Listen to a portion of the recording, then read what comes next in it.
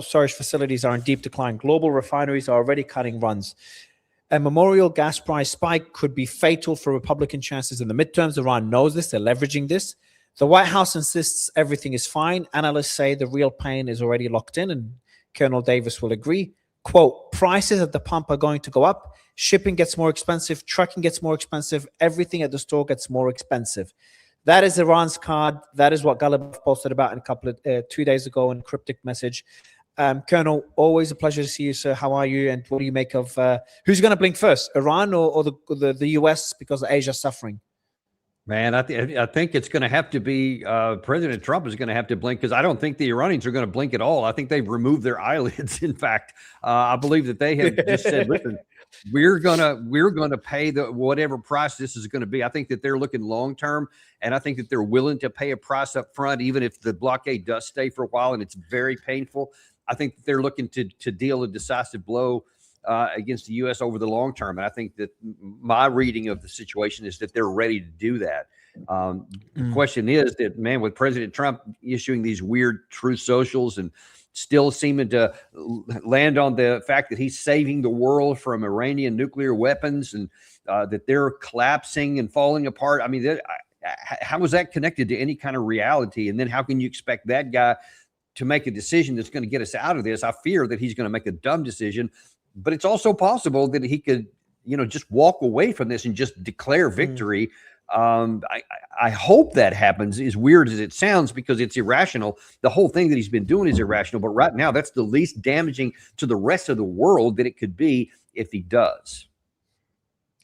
I'm just checking now if there's any posts today worth mentioning. Anything new today on his side that's he hasn't said before? I haven't looked at his post today. Yeah, well, this morning, too busy with the king, I think. Yeah, well, this morning he said that the Iran has. Let's see if I can pull it up into this.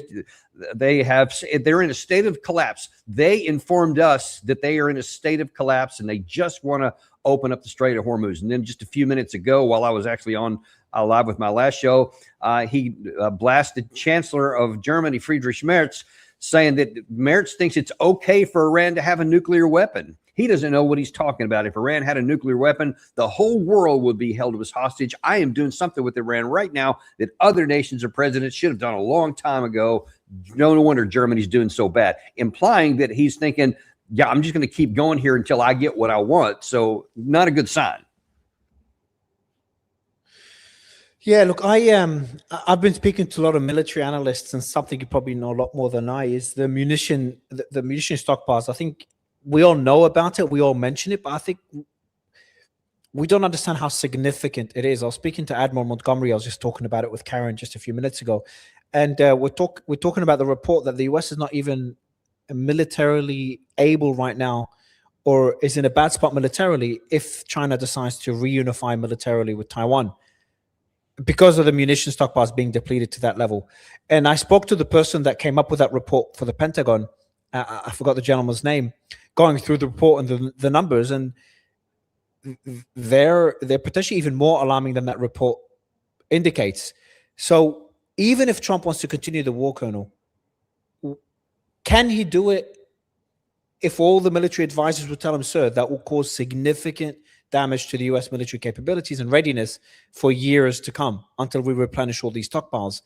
Considering that fact, do the Iranians know, obviously they know these numbers, it's public information, do the Iranians, are they in a position they're like, hey, no matter what Trump says, he does not have enough stockpiles to bomb us again for another month, otherwise he completely runs out. Larry Johnson, who we both have on the show, says, Mario, the stockpiles are significantly worse than was being said.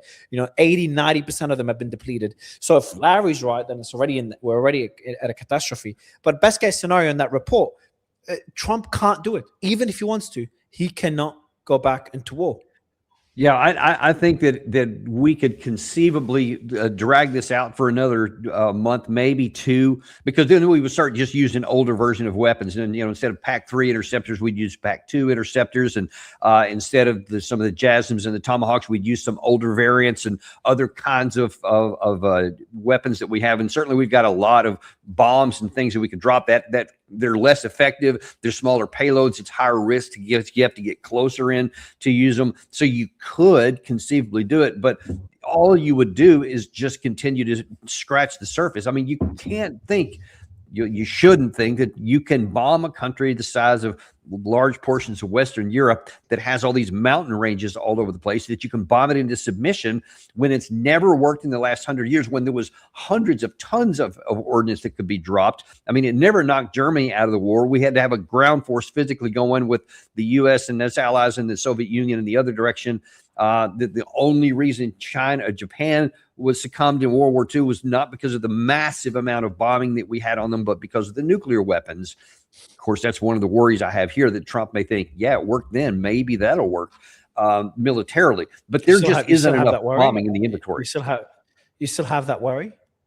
Oh, yeah, of course. Definitely I have that worry. Because if he did what you suggested there and said, no, I'm going to try and go in one more time with a big, heavy punch and get them to submit, and that's going to cause them to go, and then they don't, then what do? Because now then you are literally walking away and it's an abject defeat, or you escalated another level up with a tactical nuclear weapon and the alleged hope that would work.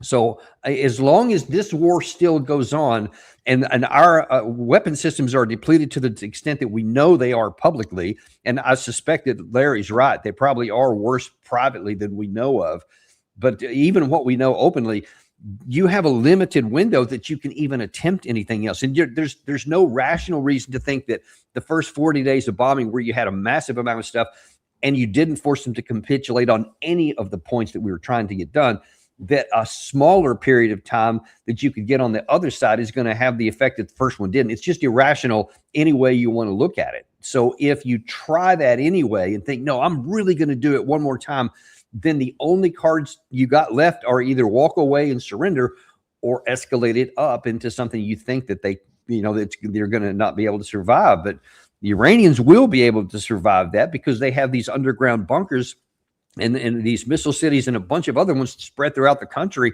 I mean, nobody wants to be a recipient of a nuclear weapon, but if he thinks it's going to be like Japan, where you drop one or maybe two bombs and then they capitulate, I think that he's going to be surprised. And God only knows what everybody else is going to do. The other nuclear powers, I can't imagine everybody else is just going to sit passively by if we do that. And I don't want to find out, because the consequences could be catastrophic for mankind. But I do have worries about it. Yeah.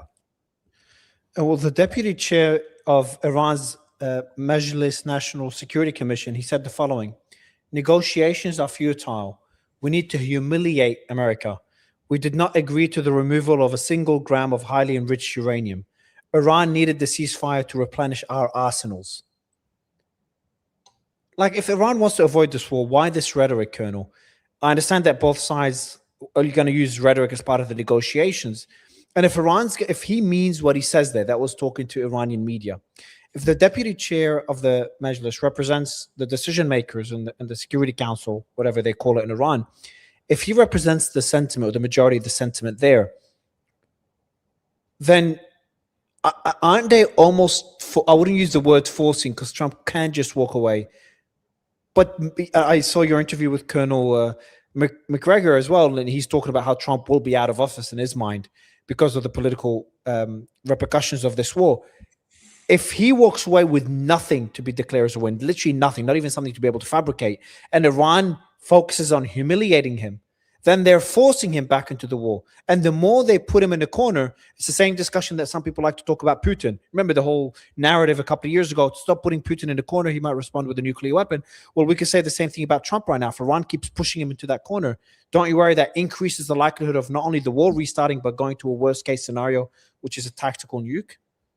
If this was Ghalibaf that was making these comments, I'd be a lot more worried. But this is a comparatively low level guy. This is like almost like Lindsey Graham saying he's in the Iranian government. I saw that interview today. I actually used it on one of my shows earlier, and he was very angry and very forceful in his denunciations, which of course Lindsey Graham is too. But I think that he does represent a system of thought within the Iranian government. I'm sure that there's a lot of people who agree with that.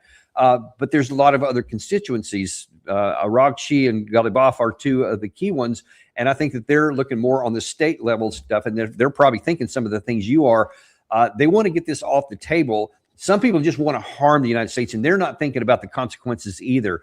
But the National Security Council, the Guardians Council, I think it's called, they have shown themselves to be a lot more serene and a lot more rational thinking and not given to emotion. So I would tend to think that that's just a lot of bluster that some people are thinking, but that when it comes to statecraft and what they would actually do, I doubt that they would go that far. But I do think that they definitely want to have the net result of being a humiliation for the United States, that they fail. They don't have to do it in your face, but the fact that we walk away and they're still in control of the Strait of Hormuz, they still have their enrichment capacity, they still have their nuclear material, they still have their long-range missiles, and they still have their regional allies. If they walk away with that stuff, nobody can spin that into anything other than an abject humiliation for the United States, no matter what President Trump may say. And I think that's what a lot of people in Iran are looking for. How long can Iran sustain this for, and how well is the blockade working? Because you speak to some people, again, Admiral Montgomery is one of them, but I can't remember another admiral I spoke to a week or two ago who's saying, Mario, the blockade is actually very easy to implement, and it's almost impossible for Iranian ships to go through unless the Americans allow it. Larry Johnson says the complete opposite. The US doesn't have the capacity to enforce such a blockade. Is the blockade working? Can the Iranian economy sustain it? Or are we seeing now Iran lash out and put out these maximalist proposals because they are in a difficult position and they need that blockade removed? I don't think there's any question that they're in a difficult position. And there's no question that the blockade is having an effect.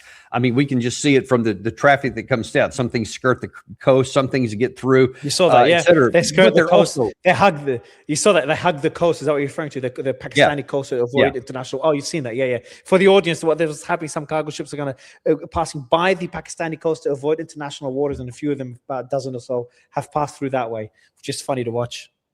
But it's a small number. So whatever the number is, it's avoiding starvation, if you will, but it's not enough. I mean, until the whole strait is opened up and you're getting 100, 130 ships rolling through a day, like was the case before, if you leakers here and there, it's not going to really make much difference. It can help buy some time. It can push back the day, for example, when Iran may get to that point to where the oil wells are going to have to face the decision to either shut down if they can't find some place to storage. And they pulled out some old VLCCs, I think I've read here recently.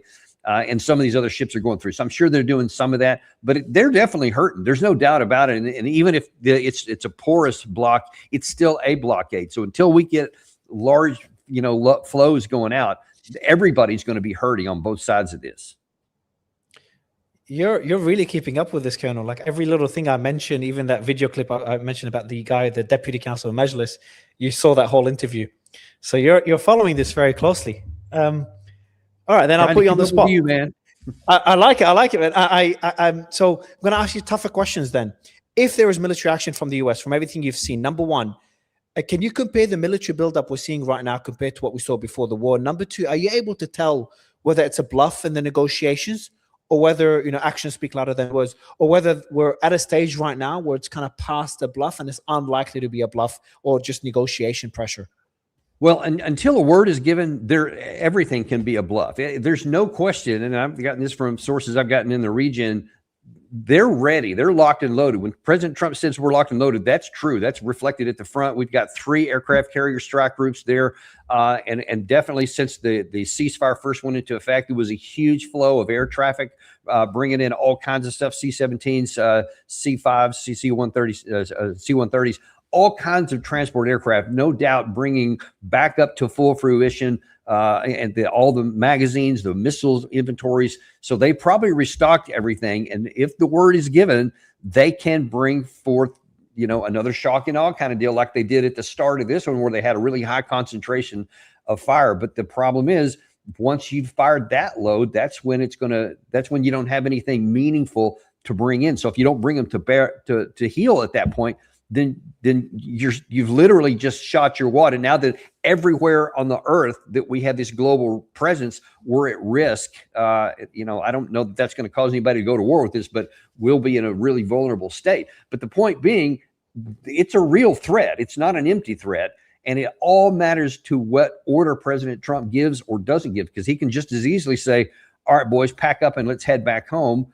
Because we're going to have a pretty short window here, with especially the Gerald R. Ford it's been out so long, and when it had that issue with the fire, and it went back for some temporary repairs, and now it's come back, and that's wearing that crew out. It's wearing the ship out. So I don't think they can leave that one too much longer before they're going to have to get rid of it. So I would wager that within 2 or 3 weeks max, they're going to have a go no go decision, because once you start moving that combat power out, everybody realizes that you're taking 90 some odd combat aircraft out with it, and that diminishes your striking capacity. So that's the window of time I'm looking at here.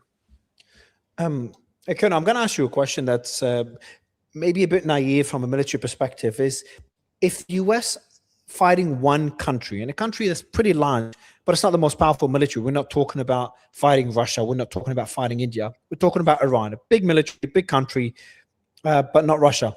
If one country, after 7 weeks, depleted half of the munitions that the US has had, is it fair to say that we've kind of seen decades of disarmament, not rearmament, where the US, what happens if there's a war, a multi-front war? What if the war in Russia, okay, I'm using that as a bad example, or some China, sure, whatever, just things get out of control in the Middle East. You have other countries join in, or China gets involved, or China acts on Taiwan at the same time, and Russia expands to NATO just for the sake of it, or NATO joins, or Europe attacks Russia.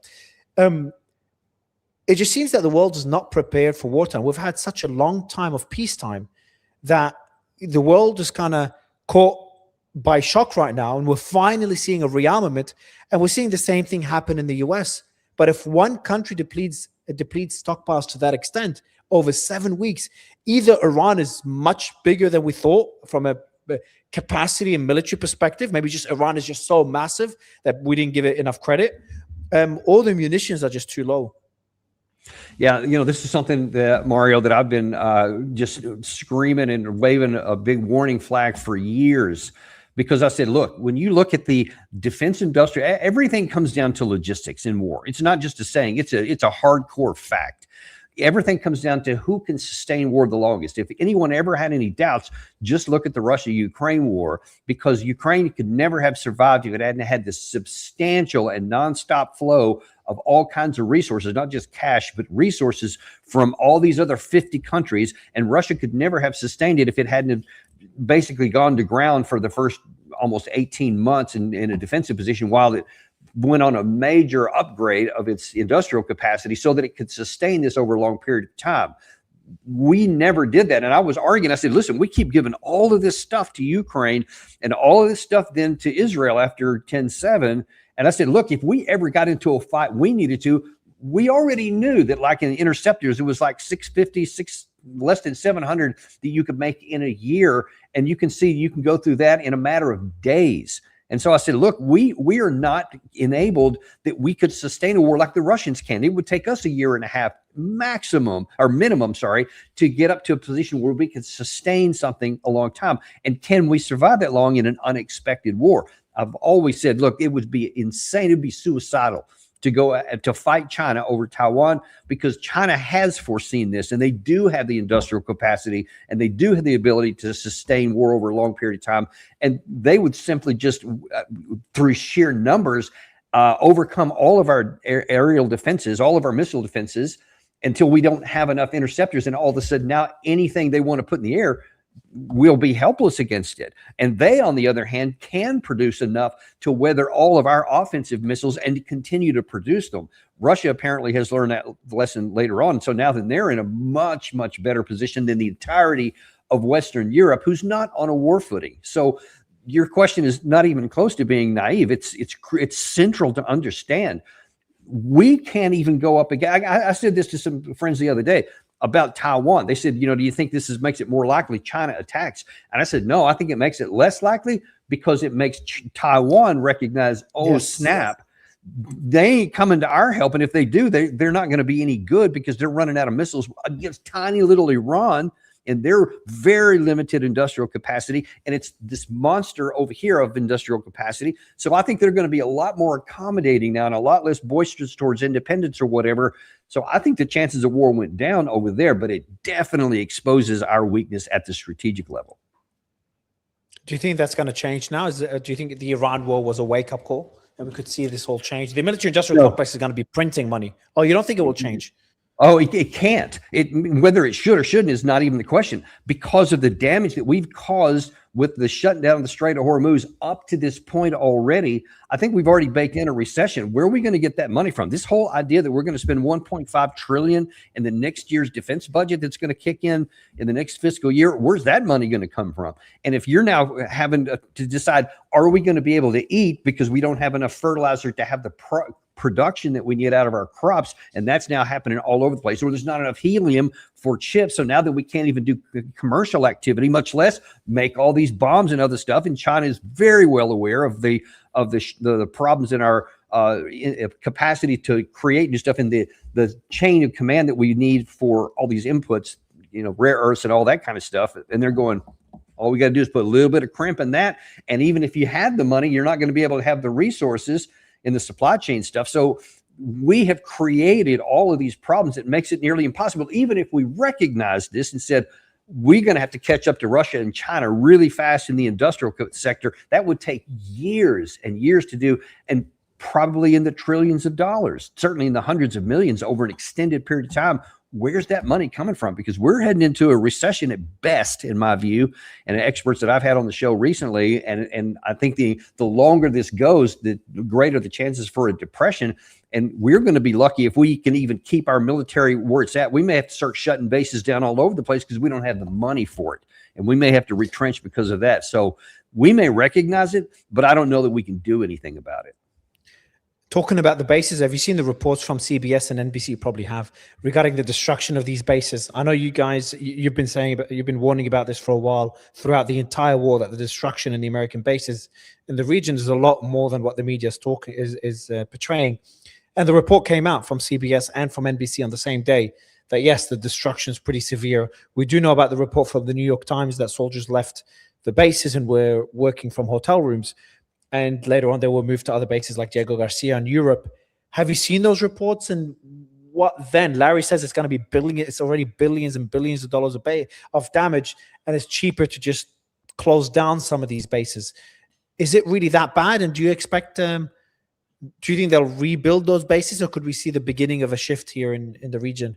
It's not like the place has been just physically wiped off the map and everything's been blown up. A lot of key facilities have been blown up, especially if you look at some of the satellite images that came out. It's not like the whole place has gone up, but some key areas are. But it has exposed that you can't protect them.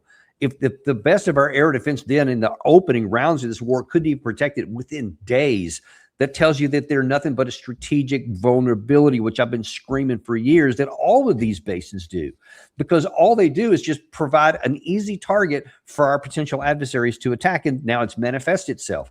So I think that once this is over, aside from the huge, huge price tag that it would take to, if you did want to rebuild it, then there's the separate question is, do the countries want you back in? And I think that is a very much open question that many will decide, you know what, we're fine.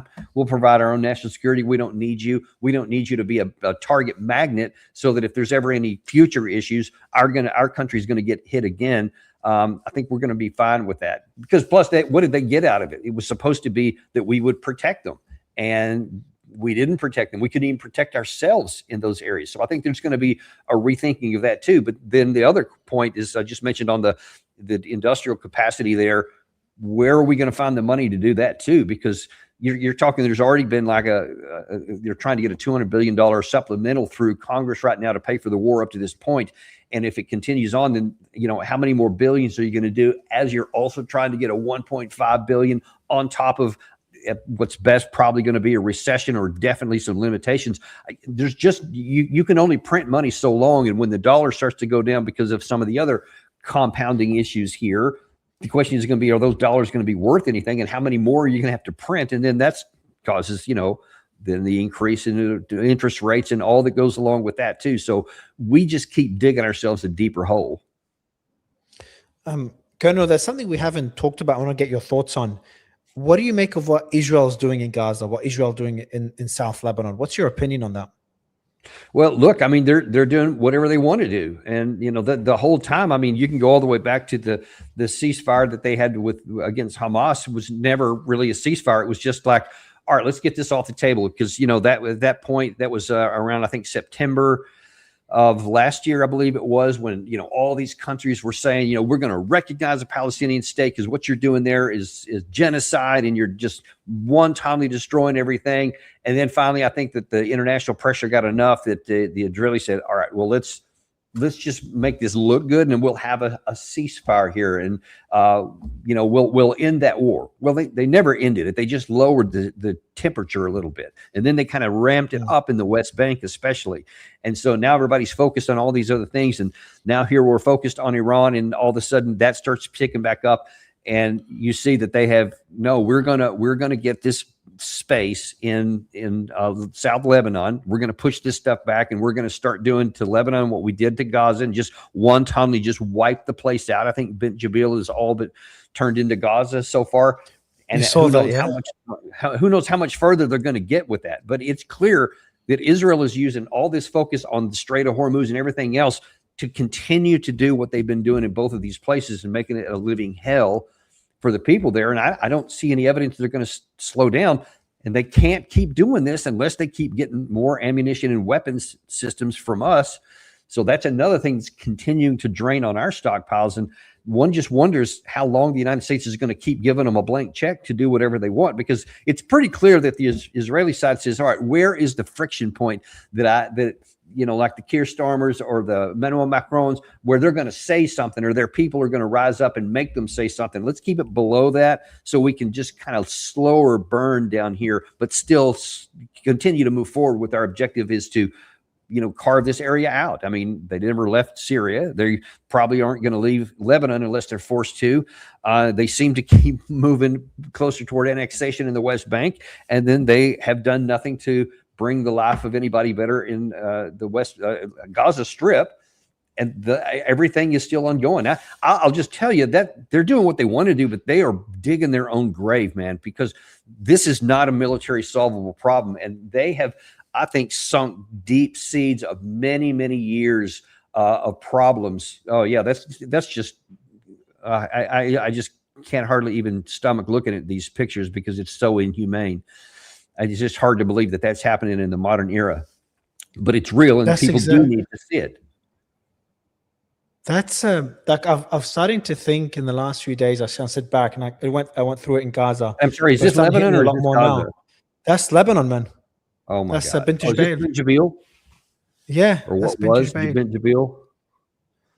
Lord have mercy, I had not seen this one yet. And how you look like a World War II scene after Hiroshima. Yeah, it looks more like Nagasaki. Actually, is what there's almost no buildings standing, just a handful of structures.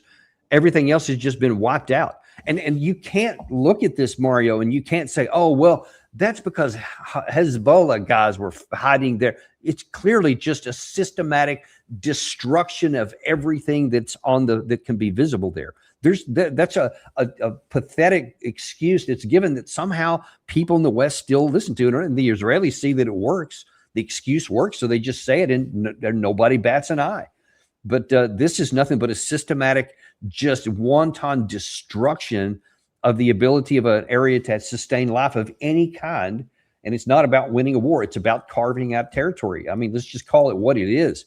But you see there that they're succeeding at what I said about keeping it just below the threshold where people start protesting. I guess because it's become so normalized that this is just another city that's being wiped off the map. And one wonders, is there a limit? Because what Israel will probably start doing when they see that works and it doesn't spawn protests, it doesn't spawn other countries saying they're going to boycott Israel, whatever, then they'll just push it back up until they get to that point again and stay below it, until they end up getting whatever it is they want. But like I was saying a second ago, they may think this is working. This is building up insecurity for the people of Israel like nothing they have ever done in their lifetimes, because nobody can have their entire way of life wiped out like that and then move off to wherever to survive and just forget about it. Because I promise you, humanity being what it is, there will be a price to pay for this in the future. And people are going to do whatever they can to strike back at the moment that they have the ability to. They're not just going to go, okay, all right, well, I guess we lost here, so let's just let them have that and just move on and try to make a life somewhere else. People don't do that. especially not in this part of the world. So I think that this is going to badly boomerang, and these people who are in power and charge right now are going to come to deeply regret this, and the people of Israel are going to be the bill payers then for something, because this stuff has a habit of circling back around. And I'm just telling you, if these comments about the global economy are true, and if there is this real problem about everybody suffering, and especially if it's a depression, and the U.S. has to start retrenching, and all of a sudden, I don't have any more bombs to give you, and I'm not going to protect you because I'm worried about myself here, who's going to be able to support Israel at that time? And all of a sudden, others may start taking advantage of that. And I just think it's a dark future that's being built for the Israeli people. And those who are cheering this on today are going to be bemoaning it later on just because of human nature. What do you make of, or what impact do you think that will have on Trump's presidency? You know, already, obviously, the House is going to be won by the Democrats, and the Senate is looking about 52% chance it will be won by the Democrats. Depends what happens next in Iran. I think that will dictate the outcome. Yeah. But if the Democrats win both the House and the Senate, what happens next to Trump? You know, I think that there's, especially if the economic situation turns into what it is, forget about the midterms. I mean, you can, that's already going to be a blue wave, possibly a blue tsunami. I mean, it could be a biggest wipeout that we've seen in 100 years potentially. But if the economy starts cratering, all these people who've been supporting Trump all this time, now then they're hurting, and now then they finally are forced into realization that it's his policies that caused all this stuff. None of it should have happened. I can see a point to where he could be impeached for crimes against humanity by starting this war, by giving the order to execute all these people in these boats in the Caribbean, et cetera, the seizing of another. I mean, there's so many things that are high crimes and misdemeanors, genuine ones for which he could be impeached.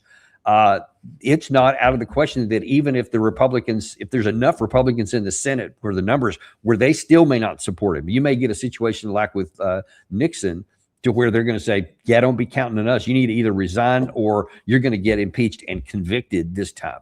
So I think that it's oh yeah. Do you think Iran, when the pain at home in the U.S. starts hitting even his supporters, then the dynamics change. I have an interesting theory.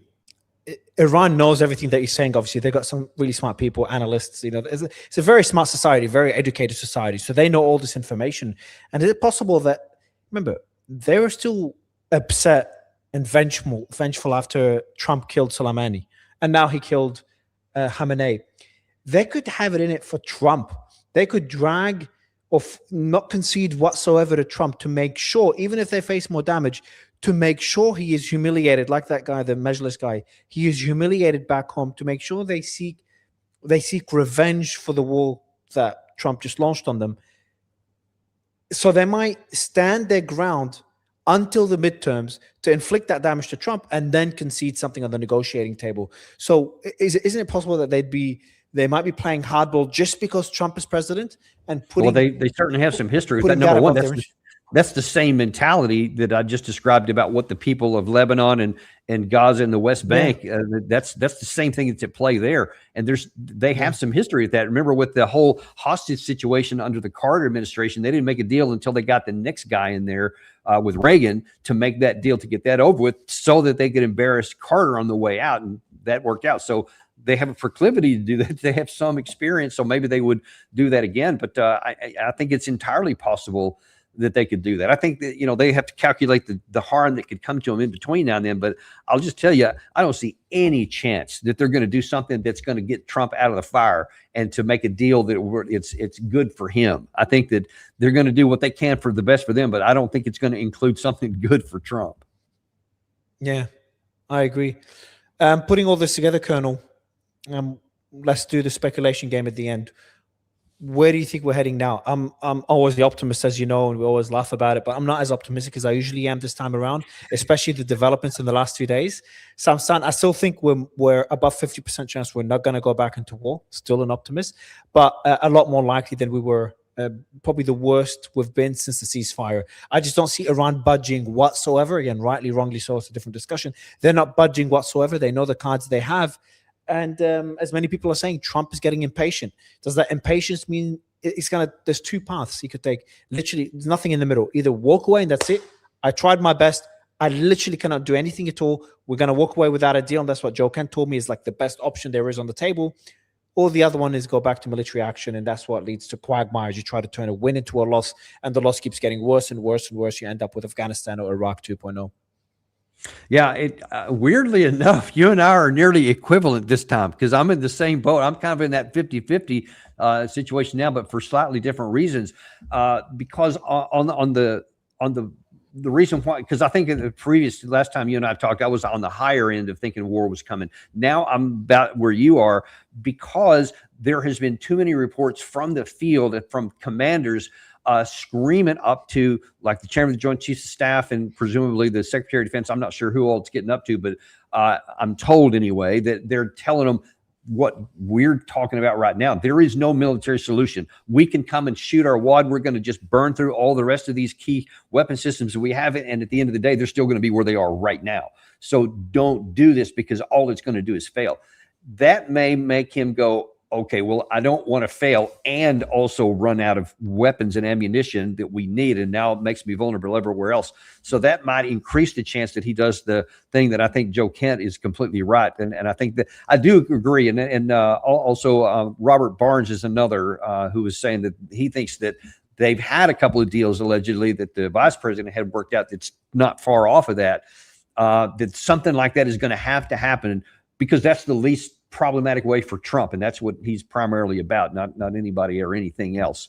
So I'm now kind of thinking that there's better than 50%. I'm still not making 75%. I'm still hopeful, but I know that there's pressure on himself from himself to not want to go down that path, because too many people are telling him it's not going to work. So maybe he'll listen to that and we don't get to the worst, because then it's guaranteed, in my view, depression and a decade of serious complications if it gets down to that. So I pray we don't go down that path. And so I'm potentially optimistic that we do avoid the next round. I need it today, Colonel. That's the first time you give me a bit of optimism. I appreciate it. I don't know if you're doing it just to be nice or you mean it. Colonel, always a pleasure to have you. Thank you so much for the energy you have doing your show and jumping on other shows as well. It's always a pleasure to have you, and keep doing what you're doing on your show. I always check out the episodes you have. Thank you. All right. Thanks, Mario. See you next time. Thanks, Colonel. See you, Dan.